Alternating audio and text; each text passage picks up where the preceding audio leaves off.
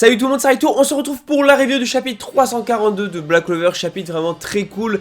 On a enfin des informations sur le passé de Yami qui nous a clairement fait une Itachi dans Naruto. Voilà, il n'y a pas à dire, il a fait exactement la même chose. Je pense que comme Itachi, il y a des raisons sur le pourquoi du comment, il n'a pas fait ça par pur plaisir. On va parler de tout ça, c'est parti, like un maximum la vidéo, abonne-toi si tu aimes Black Clover, dis-moi en commentaire ton avis sur le chapitre, mets une note sur 10 comme d'habitude. Je te dis c'est parti, let's go. Bon, déjà chapitre hyper riche en informations, que ce soit sur le clan de Yami ou même sur le pays en général, donc ça c'est très cool. On sait donc apparemment que le clan de Yami descend d'un groupe d'assassins nommé les Kijin, et que en gros leurs ancêtres se sont fait un nom en combattant sur les champs de bataille, donc c'est quand même un clan hyper connu et hyper renommé. Et du coup on leur a confié la protection d'Ikunomi et des 5 provinces du coup du pays, ils ont gardé la province qui appartenait à la famille Ryudo, dont fait partie justement Ryu. On a également des informations un peu sur la légende autour du pays, hyper intéressant encore une fois, et ça veut dire que peut-être que des dragons existent dans l'univers de Black Clover, parce que d'après la légende, c'est dans cette même province justement qu'à l'époque il y avait un dragon à 5 têtes qui se déchaînait sur Ikunomi, il y a une prêtresse qui est arrivée, qui a apaisé le dragon. Maintenant, est-ce que du coup on peut revoir des dragons? Est-ce que les dragons sont rendus officiels? Peut-être que du coup on verra des dragons vu que c'est teasé dans la légende. Et la prêtresse ressemble un peu à un ange descendu du ciel quand même. En tout cas le Yoyokyu justement du dragon s'est mélangé en fait dans la mer. Il s'est donc mis dans la mer. Ce qui fait que du coup enfin la mer est devenue complètement noire et stagnante. Et en plus de ça, apparemment il est dit qu'elle a quand même causé des distorsions spatiales et temporelles. Donc dans l'espace et le temps. Et en plus de ça apparemment ça serait lié aux enfers. Donc encore une fois, on pourrait revenir au fait que du coup ils ont la magie de ténèbres et tout. Est-ce que c'est lié à ça et tout? On va voir un petit peu après. Maintenant, est-ce que du coup Yami pourrait être lié au démon? Oui, il a quand même une magie noire, etc. Donc à voir. Mais en tout cas, c'est hyper intéressant comment tout ça est formulé, toute la mythologie autour de ce pays-là. Je trouve ça vraiment très cool. On voit enfin le père de Yami. Oui, le père de Yami révélé. Donc du coup, il entraîne Yami. Il veut que Yami, donc du coup, soit en gros le seul et unique héritier le plus fort du clan Sukehiro, du clan Kijin.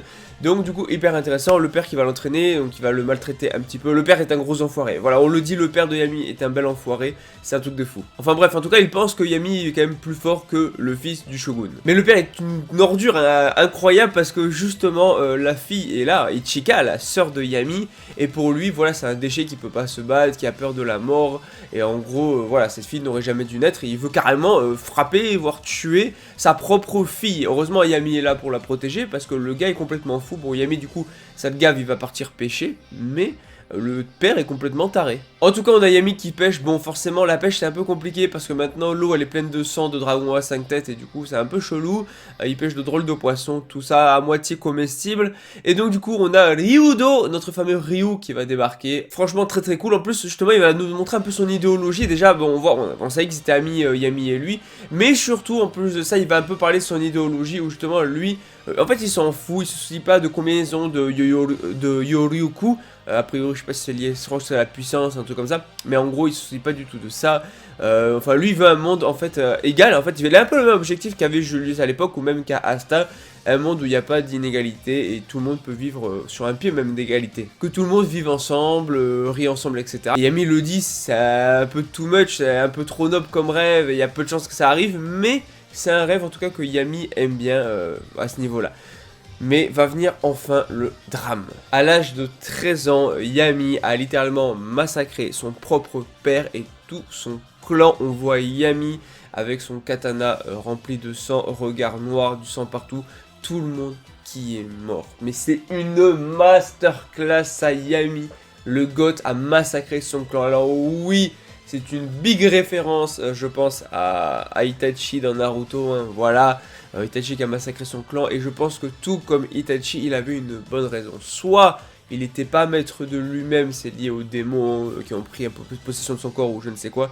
Soit justement, encore une fois, grosse référence à Itachi dans Naruto, le clan prévoyait tout simplement un coup d'état envers le pays qui aurait mis en danger non seulement sa petite sœur, mais également son ami Ryoya, donc, et en même temps tout le monde. Donc du coup il a voulu arrêter ce coup d'état et le seul moyen c'était d'assassiner sa famille.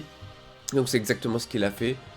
Mais voilà, Yami, on le connaît, notre Yami Sukehiro. Asta n'y croit pas, on n'y croit pas. Yami ne peut pas avoir fait ça juste comme ça, par pur plaisir, parce qu'il est complètement fou. Non, on sait qu'il y a une raison.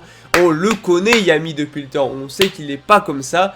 Et il va après se barrer, laisser sa petite soeur. Donc forcément, on comprend que Ichika ait la haine contre Yami. Le mec a littéralement tué son père. Bon, son père c'est un pourri, mais son père et tout son clan. Et il s'est barré. Donc, à la place d'elle, tu peux avoir vraiment la haine de fou. Maintenant, je pense qu'avant la fin de l'arc, elle aura l'explication du pourquoi du comment, elle va savoir pourquoi il a fait ça, il y a forcément une raison. En tout cas, la scène était juste excellente, et Asta, il est là en mode, non, non, je ne te crois pas, ce n'est pas possible, ce n'est pas le Yami que je connais, il ne peut pas avoir fait ça. Elle est en mode, mais je l'ai vu de mes propres yeux, c'est la vérité. Du coup, il fait, si tu veux me prouver dans ces cas-là que c'est faux, prouve-le-moi, montre-moi de quoi tu es capable avec son enseignement, et là, elle va y aller à 100% à fond. Et on a le droit au Yojutsu des ténèbres, armure du coup des ténèbres, Black Musha, let's go, la tenue, l'armure en tout cas que a Ichika avec ses ténèbres, elle est incroyable. On dirait un peu le mode union finalement en fait dans Black Clover, on dirait un peu le mode union qu'a Asta ou le mode union qu'a Nacht, en vrai de vrai, on dirait un peu le mode union, alors je pense pas parce qu'a priori elle n'a pas de démon, hein.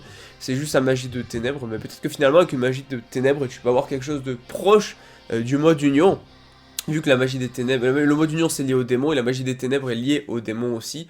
Donc il y a moyen qu'on ait un truc proche de moi, c'est logique en fait finalement qu'on ait un truc proche du mode union. Et là elle va littéralement se battre à 100% et elle s'en fout si elle le tue ou pas. Bon, design excellent, maintenant très hâte de voir la suite, comment ça va se passer, j'ai hâte de voir le combat et tout. On n'a pas de pause la semaine prochaine, ça fait plaisir, moi je surkiffe. Voilà, chapitre vraiment excellent. Yami, bon voilà, Yami il a fait une Itachi là, il a fait une Itachi, clairement il n'y a pas à sourciller, il a fait une Itachi. Mais c'est cool, mais c'est vraiment trop cool. Maintenant j'ai hâte de savoir le pourquoi du comment, voir le combat, donc Ichika, Asta.